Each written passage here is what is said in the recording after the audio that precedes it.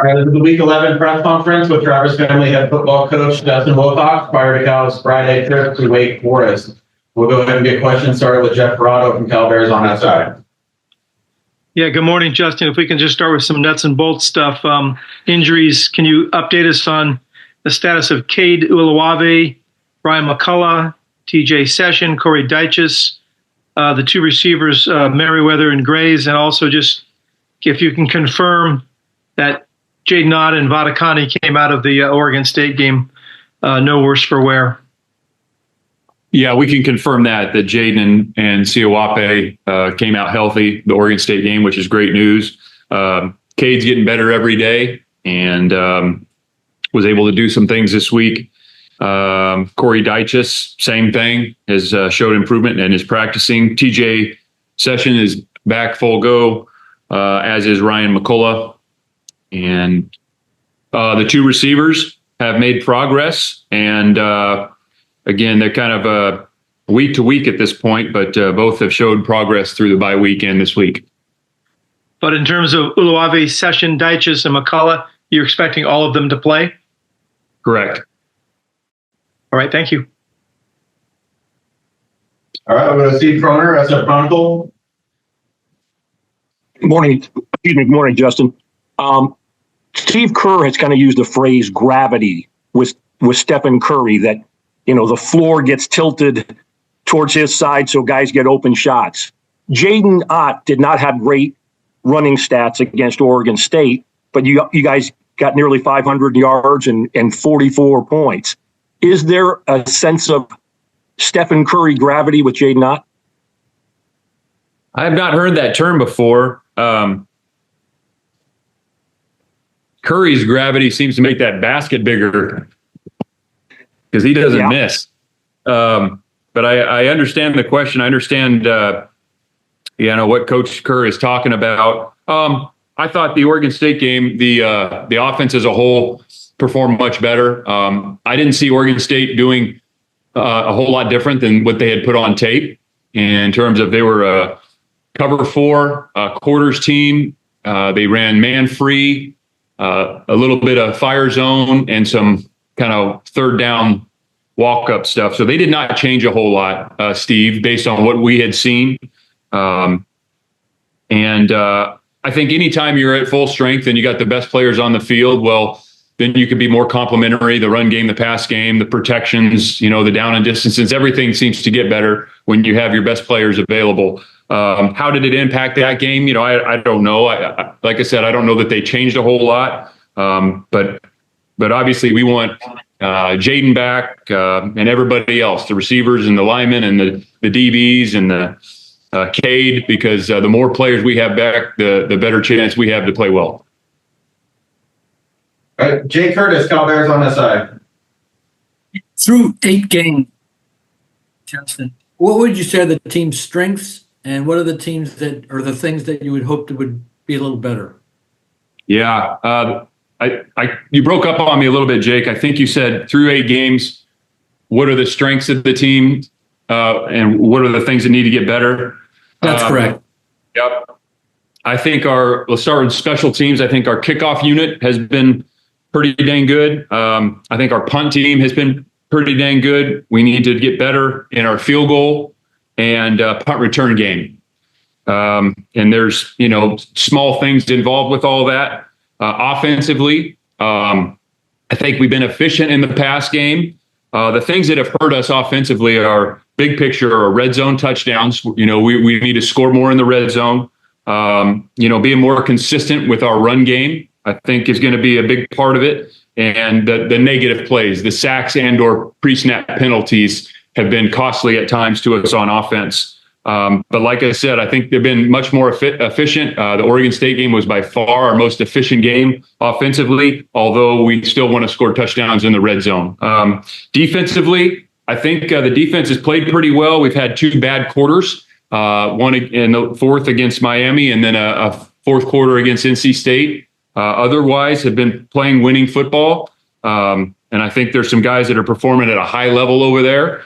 And, I've been impressed with the guys who have been called to duty with some guys that maybe went down or injured. I just feel like those guys are competing really hard. And when we play, really focused and with great technique, I think those guys are doing a good job. Overall, the team is, the turnover margin has been a real positive for us. But what we need to do is take that turnover margin and use that to our advantage to win those close games. So that would be kind of the big picture after 8 games.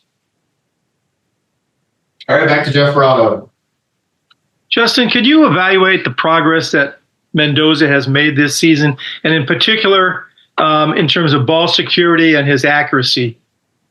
I think those are the top 2 things. Jeff, you're on it. I mean, efficiency and accuracy with the ball, and protecting the football and not giving it away. I think areas where we can improve, and Fernando can improve, are, knowing when to, whether it's a protection or get rid of the ball and not taking a sack, and then also put red zone touchdowns, helping us put the ball in the end zone in those 1-minute drives. We've been in a number of 1-minute drives into half, into game, and we can do a better job there.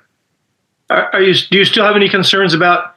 He doesn't seem to always slide still. He seems to put himself in harm's way now and then. Yeah, I'm trying to find different ways to phrase that. We've talked at length about that, and knowing when is the time to make a real competitive play. It's a 3rd or 4th down late in the game, got to have it, and then when the time is to take slide and get what you can get, or even just go head first, but not needing to take the extra hit. And so I'm going to start. Maybe I'll draw pictures. I might use different languages. He's a real smart guy. I'm sure he's bilingual, so maybe I'll try that. It's just, I know what we all appreciate about Fernando, it's not really in his DNA to be a slider. And so we can all appreciate that and love that about him, but I do think that's an area where he doesn't need to take the extra hits. And last thing about him is, last year, not only did he throw some interceptions, but he fumbled the ball some. And he's been hit a lot this year, sacked and on the run.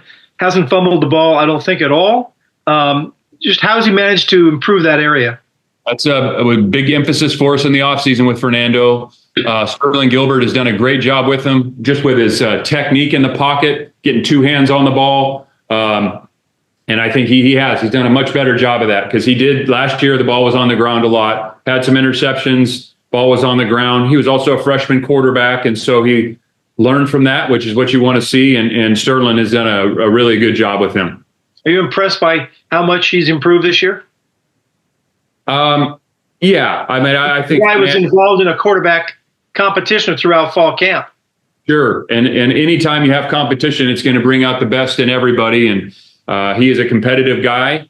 And I'm proud of him, just like I'm proud of a lot of the guys on the team for what they've done to make themselves better. He is certainly committed to football. It's very important to him. He wants to be good. And he has certainly made strides from where he was a year ago. And he's still a pretty young player. I mean, he's still just a 2nd year of eligibility and playing. And so he's going to continue to get better. Thank you. Cody Henderson, league winners. Yeah, hey, Coach. We've seen very little of Jamal Wiley this season, but he was able to punch one in on a short yardage situation against Oregon State. Do you anticipate him getting the ball a little bit more going down the final stretch of the 4 games that you guys have left, and possibly carving out himself out a role in those short yardage situations? Yeah, that's possible, Cody. He has, when he first got here, I think, there was a big adjustment just with the pace of the game. The shape you have to be in to play at this level, and he's really worked at that. So he's shown improvement there. He is a big guy. He's strong. He can break a tackle. We had some issues earlier in the season with some short yardage, not getting those short yardage down. So that was an area we felt like he could help us. And that doesn't mean he just can only be a short yardage back. We want him to be an all-around back. And it's certainly possible that he could earn more reps in the games if he continues to practice like he's practicing and understand what we're trying to do and be really good in the, checks and protections, and because he does have some ability. So we'd like to see his role continue to grow, but he's got to earn that. Thanks, Coach. And Jay Curtis. Justin, are you going to take 2 place kickers to Wake Forest? Yes. And if you have a 52-yarder to win a game, who'd be the guy? You're right on the edge of it right there, Jake, to be honest with you. And so both those guys have the ability. We do like, Ryan's got a bigger leg. Okay. And that doesn't mean that he could obviously, Ryan's shown the ability to make shorter ones. But I think, where we're at right now, and kind of the performance against Oregon State, we'll keep it as is with Derek and up to a certain point. And once it gets deeper, that Ryan might give us a better chance there. What if it's 53 yards? What's the wind, Jake? Is it natural grass? I mean, is it wet out? What's the humidity? Believe me, the kicking folks, they know all that stuff. And pregame, I'll talk to them. During the game, I talk to them. Conditions do matter. So, yeah, there's a lot of context there. But, kind of that once it gets deeper, Ryan would be our guy. And that's how we're moving forward right now.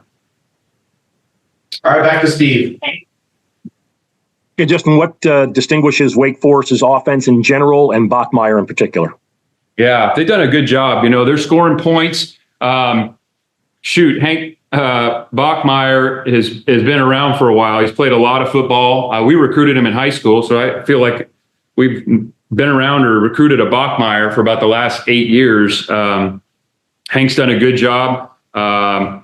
He makes good decisions. He's played a lot of football. He's a good athlete. He's strong. He's courageous. So you see, he's been successful in college for a long time.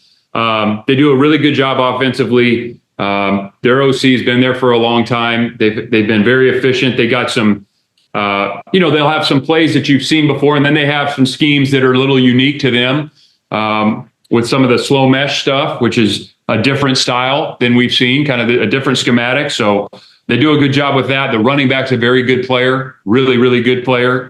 He's hard to tackle. He gets a lot of yards after people touch him. And so he's good. The O-line is strong. Their receivers, they got a tall guy. Their other receiver, number 2, is also a punt returner, is very good. So they just do a really good job. They're well coached. They know what they're doing. Hank is a good quarterback. The running back's good. So it'll be a challenge for our defense. Follow up, you mentioned the slow mesh. And those of us who have a decent understanding of it, but clearly don't have a great understanding of it, what does it do to the defense that a not so slow mesh doesn't? Well, they have more time to make a decision. And so they force the defense. It's option game in a lot of respects, just because they put the ball in the belly of the back and they'll ride that thing for seconds, it seemed like, and they'll work towards the line of scrimmage. The O-line is coached really well in terms of how they react to the defense, and the quarterback and the running back are all on the same page, but it takes longer. So they have a longer time to put the defense in stress, as opposed to maybe a quick zone read, which happens rather quickly. And so it is unique. It's different. And they've been doing it for a while, and they've done a very good job with it. You see people have taken it from them and have tried to implement it, but they do it the best. Thank you. All right, Jeff Rotto. Justin, David Reese finished last season so strong. It was really good for you, and then he got hurt. And I'm just wondering, how is he doing these days? And is he still not the player that he would be if he hadn't gotten hurt? David is back at practice. He had great practice today. Was noticeable out there. Yeah, it's unfortunate, the injury thing with David. He's been through that before, here and before he got here. So it's great to see him back out there. He has got ability. He can rush the quarterback, and we need him. We need him big time. And so I'm looking forward to him returning to form. I think he's right on the edge of that. I think he's ready for that. And I know that's what he wants to put out there as well. I'm sure it's frustrating for a guy like that's been through those. But if anybody can handle it and bounce back from an injury, it's David Reese. Just quick follow-up and more of a big picture question. I know every game is important, but you're 4-4. You finally got over the 4-game losing streak. You played your best game probably 2 weeks ago. How critical is Friday night for you guys? Well, extremely. We only have so many opportunities. Wake is a good team. It's going to be a challenging environment. We're going on the road, and I have a lot of faith in our team and how they've responded to a tough October. And so I'm really pleased with how they came back, in the Oregon State week and then last week in the bye week with really good energy. And it's important to us to play our best football now in November, our best game each and every week. And I've seen that intensity at practice, and I know they want to do that, and they're focused on it. So it's one thing to say it, but we got to go out and do it. And this is the next opportunity we got against a really good football team, and it'll take our best game to win. All right, thanks. Last question for Steve. And Justin, some numbers that are obvious. You guys have lost 4 games by a total of 9 points, and Wake Forest its last 3 wins have been by a combination of 10 points. So if you get into the fourth quarter and it's a 1-score game one way or the other, how do you fight the, oh no, it's happening again, to this is the game that we're going to turn the tide in that? Yeah, I think it's focusing on doing your job and not on the results. As somebody said it way back when, quit worrying about winning and just act like a winner, and focus on doing your job and playing great football, and the results will be what they are. But once you start concerning yourself with, what could happen, what might happen, what's happened in the past, what could happen in the future, then you're not focused on the next play and playing that play the best of your ability, because that is really what is going to determine the outcome, not the past, not what might happen. It's literally, what are you doing on the very next play? So it's focusing, what's right in front of you, and playing with technique, playing with great effort, and all the fundamentals and things that we talk about, so we can execute at a high level and play great football. That's the goal.